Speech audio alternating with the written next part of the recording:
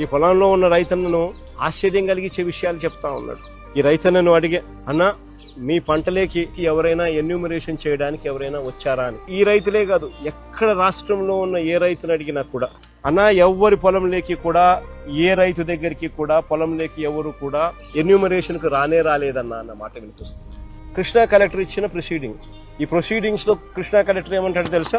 30వ తారీఖు తను ఈ ప్రొసీడింగ్స్ ఇస్తూ తను ఏమంటాడు, enumeration of crop damage and social audit, enumeration అయిపోవాలా, సోషల్ ఆడిట్ అయిపోవాలా, to be completed by 31st, అంటే ఒక రోజు. 30వ తేదీ ప్రొసీడింగ్స్ ఇస్తాడు, 31వ తారీఖు కల్లా సోషల్ ఆడిట్ అయిపోవాలా, ఎన్యూమరేషన్ అయిపోవాలంటాడు. And any grievances shall be redressed immediately. ఒక రోజు టైం.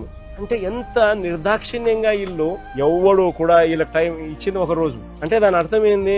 ఎన్యూమరేషన్ అనేది ఎవడో కూడా పంట పొలాలకు వచ్చి చేసే కార్యక్రమం జరగదు. అసలు ఎన్యూమరేషన్ అంటే ఏమిటో తెలుసా? చంద్రబాబు నాయుడు గారిని అడగాలి ఫస్ట్ ఈ పాయింట్. సో సుంకు విరిగిపోయిందా లేదా అది చూడాలి, పొలంలోకి వచ్చి దిగి చూడాలి ఎన్యూమరేషన్ చేసేవాడు. ఇది చూడకుండా, ఇది చెయ్యకుండా ఎన్యూమరేషన్ అయిపోయిందని అంటాను. ఎన్యూమరేషన్ మాది జరగలేదు, మా దగ్గరికి ఎవడు రాలేదు అని అంటే వెటకారం చేసి మాట్లాడుతున్నారు వాళ్ళను. ఎన్యూమరేషన్ మాత్రం జరగదు.